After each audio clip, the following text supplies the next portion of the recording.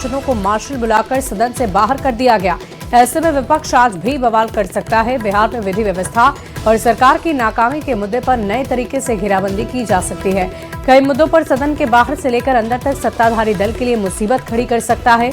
वहीं तेजस्वी यादव की राज्यपाल से मुलाकात के बाद विपक्ष के तेवर और भी अधिक तीखे हो सकते हैं।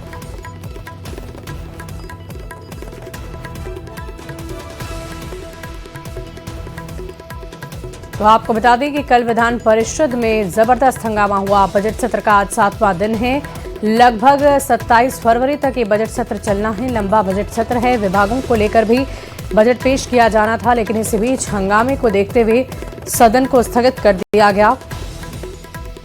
और आज सदन की क्या तस्वीर आएगी, ये भी देखने वाली बात होगी।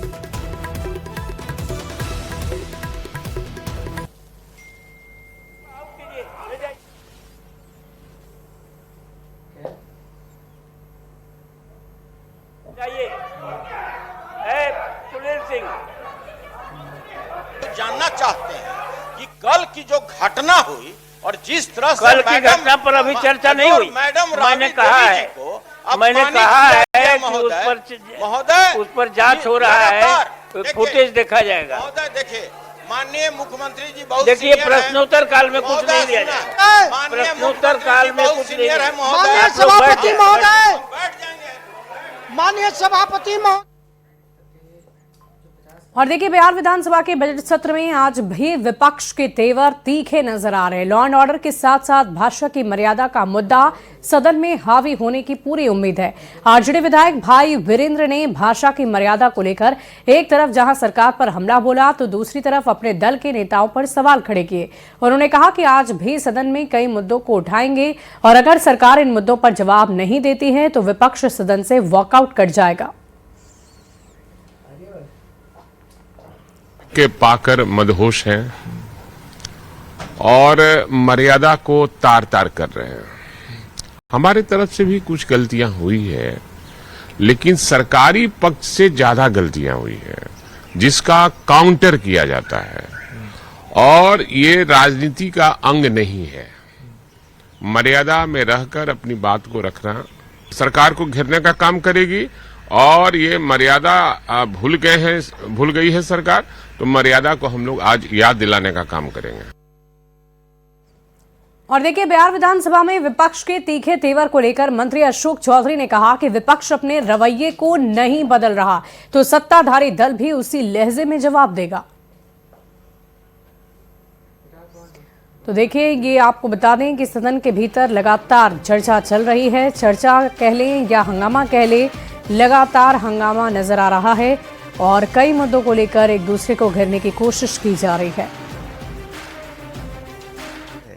आप क्या कर रहे हैं? राबड़ी देवी जी पूरा वेल क्रॉस करके सत्ताधारी ट्रेजरी बेंच के पास, देवेश जी जो भारतीय जनता पार्टी के हैं उनके पास चलेगी। हम क्या कर रहे हैं? आप तो just you want to create a havoc, क्योंकि हाउस चल रहा है। आप हेवॉक क्रिएट करना चाहते हैं, आप व्यवस्था लगाना चाहते हैं, आप व्यवस्थित करना चाहते हैं कि भाई हम बहुत भारी मजबूत हैं, मेरी आवाज बहुत मजबूत है। जनता तो आपको रिजेक्ट कर दी है। बढ़ते आगे, बिहार विधानमंडल में 2 दिन से मचे बवाल और विपक्ष के तीखे तेवर पर प्रदेश बीजेपी के अध्यक्ष संजय सारावगी ने निशाना साधा। उन्होंने कहा कि आरजेडी के नेताओं की संस्कृति ही ऐसी रही है, ऐसे में उनसे मर्यादित भाषा की उम्मीद नहीं की जा सकती। उनकी संस्कृति ही ऐसी है। अब शब्द बोलना, उनके राज में गुंडागर्दी करना, अपराध और अपराधियों को सत्ता का संरक्षण, उनकी संस्कृति ही यही है। तो उनकी भाषा जो है वो मर्यादा के रूप में सोचा ही नहीं जा सकता। जिसकी संस्कृति यह हो, जिसका चाल चलन यह हो, जिन लोगों ने शुरू से ही वैसा ही भाषा का इस्तेमाल करना सीखा हो, तो उनके बारे में दूसरा कुछ सोचा भी नहीं जा सकता। वैसे ही भाषा का, इसलिए समय पर जनता भी उनको वैसा ही जवाब देती है। वहीं जेडीयू सांसद रामप्रीत मंडल ने कहा कि बिहार की जनता का ध्यान भटकाने के लिए ये लोग मुख्यमंत्री को बदनाम करने की कोशिश कर रहे हैं। कानून व्यवस्था में नंबर 1 है बिहार। दरभंगा की घटना के बाद 1 घंटे के भीतर आरोपी पकड़ा गया, उस पर कानूनी कार्रवाई की जा रही है। उन्होंने कहा कि बिहार के मुख्यमंत्री नीतीश कुमार के मैंडेट में बिहार में सरकार बनी और सरकार बहुत ही बेहतरीन ढंग से चल रही है।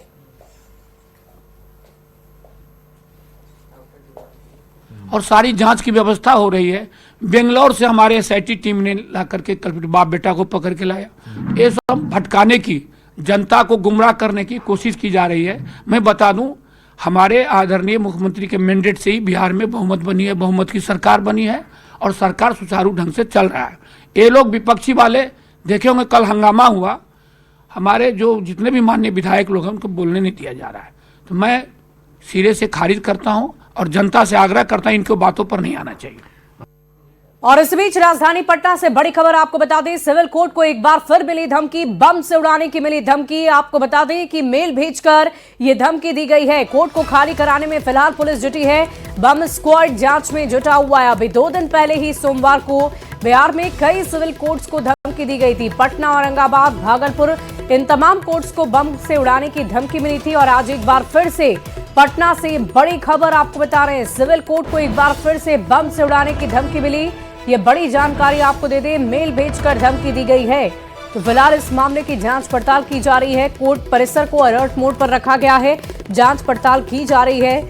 लेकिन इसी बीच ये महत्वपूर्ण खबर आपको बता दें, राजधानी पटना से जहां एक बार फिर से सिविल कोर्ट को बम से उड़ाने की धमकी दी गई है। आपको बता दें कि इससे पहले बिहार के अन्य कोर्ट्स को भी ऐसे ही मेल भेजकर धमकी दी गई थी।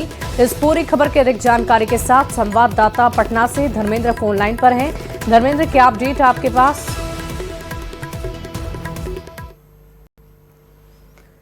और देखिए, सिविल कोर्ट को एक बार फिर से मिली धमकी, पटना से बड़ी खबर आपको बता रहे हैं। इस वक्त की बड़ी जानकारी आ रही है, फिर से बम से उड़ाने की धमकी पटना के सिविल कोर्ट को दी गई है। और देखिए, एक बार फिर से न्यूज़ 18 संवाददाता धर्मेंद्र से कनेक्ट करने की कोशिश करते हैं। धर्मेंद्र, क्या जानकारी आपके पास, किसने ये धमकी दी है और किस तरह से दी है, क्या जानकारी है? मेल फिर से किया गया है, कैसे ये जानकारी मिली कि बम है वहां पर?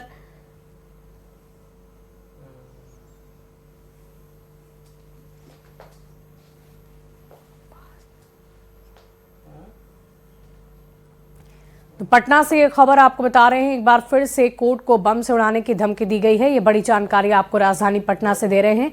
बम से उड़ाने की धमकी मिली है, मेल भेजकर ये धमकी दी गई है। मेल आखिर किस नाम से आया, किसने भेजा, क्यों भेजा, इसकी पड़ताल की जा रही है। कोर्ट को खाली कराने में फिलहाल पुलिस जुटी हुई है। आपको बता दें कि इससे पहले भी अरुण कुमार के नाम से एक मेल आया था 2 दिन पहले, जिसको लेकर जांच पड़ताल भी की गई थी। पटना के अन्य कोर्ट्स को उड़ाने की धमकी दी गई थी।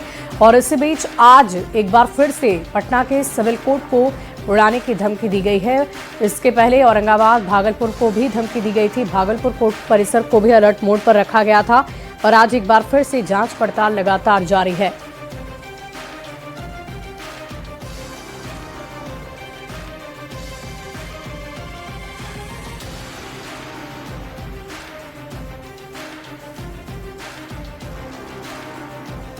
और न्यूज़ 18 संवाददाता धर्मेंद्र एक बार फिर से हमारे साथ जुड़ गए हैं। धर्मेंद्र, क्या जानकारी आपके पास, मेल कहां से आया, किसने भेजा, कोई नाम पता?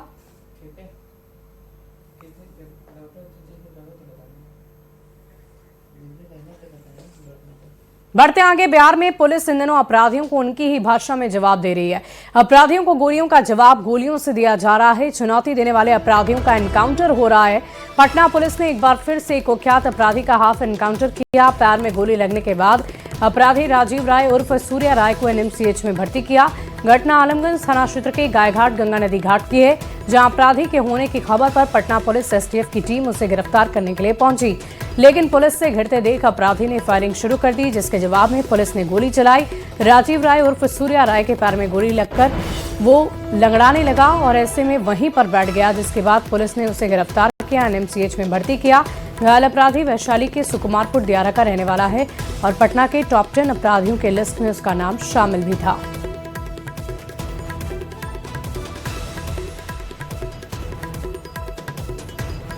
तो सुपर एक्सक्लूसिव तस्वीरें आपको दिखा रहे हैं, पुलिस का हाफ एनकाउंटर और उसका रिजल्ट भी आपने देखा। ये कुख्यात अपराधी गिरफ्तार हो चुका है, फिलहाल इसका इलाज कराया जा रहा है। STF और अपराधी के बीच मुठभेड़ हुई, पुलिस को देखते ही उसने अपने बचाव में फायरिंग की, जिसके बाद जवाबी कार्रवाई में पुलिस ने भी गोली चलाई। ऑपरेशन लंगड़ा के तहत उसके पैर में गोली लगी, जिसके बाद वो उठ नहीं पाया, चल नहीं पाया, भाग नहीं पाया और ऐसे में पुलिसकर्मियों ने एक्शन लेते हुए उसे तुरंत ही गिरफ्तार कर लिया। तो पटना में पुल के नीचे एनकाउंटर हुआ है, आलमगंज में पुल के नीचे एनकाउंटर किया गया। एनकाउंटर में घायल राजीव राय की तस्वीर भी आप देख रहे हैं। फिलहाल उसे एनएमसीएच में भर्ती किया गया है, जहां उसका इलाज चल रहा है।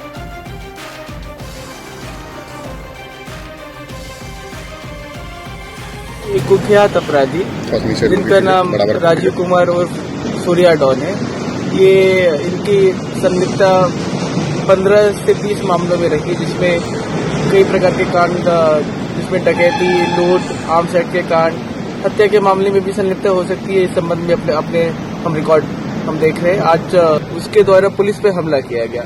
इस क्रम में पुलिस के द्वारा भी जवाबी कार्रवाई की गई और एक गोली उनके पैर में लगी है। उन्हें इलाज के लिए अस्पताल ले जाया गया है।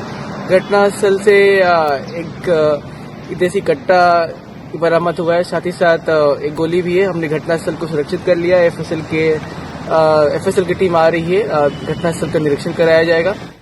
बढ़ते आगे अगली खबर औरंगाबाद से, जहां दो कार के बीच भीषण टक्कर हुई और एक कार डिवाइडर से जाकर टकरा गई। कार में नगर थाना क्षेत्र के दानी बिघा के पास की घटना है। कार ड्राइवर ने कूदकर किसी तरह, और देखिए इसी बीच सुपौल से बड़ी खबर आ रही है। उदित नारायण के ऊपर केस दर्ज हुआ है। महिला थाने में आवेदन देकर उनकी पहली पत्नी रंजना झा ने गुहार लगाई है। दरअसल 1996 का यह मामला है, जिसमें उन्होंने ये आरोप लगाया कि उनका गर्भाशय निकलवा दिया गया था। फिलहाल वो न्याय और खर्च के लिए गुहार लगा रही है। आपको बता दें कि ये मामला कोर्ट में भी लंबित है और इसी बीच महिला थाने में एक बार फिर से उनकी पहली पत्नी ने शिकायत दर्ज कराई है। अब देखने वाली बात होगी कि इस मामले पर क्या एक्शन लिया जाता है। तो नए विवाद में सिंगर उदित नारायण, और आपको बता दें कि सुपौल में ये मामला दर्ज हुआ है। पहली पत्नी रंजना झा ने शिकायत की है कि उनके गर्भाशय को निकाल दिया गया, जिसकी वजह से वो आज भी परेशान में है, तकलीफ में है।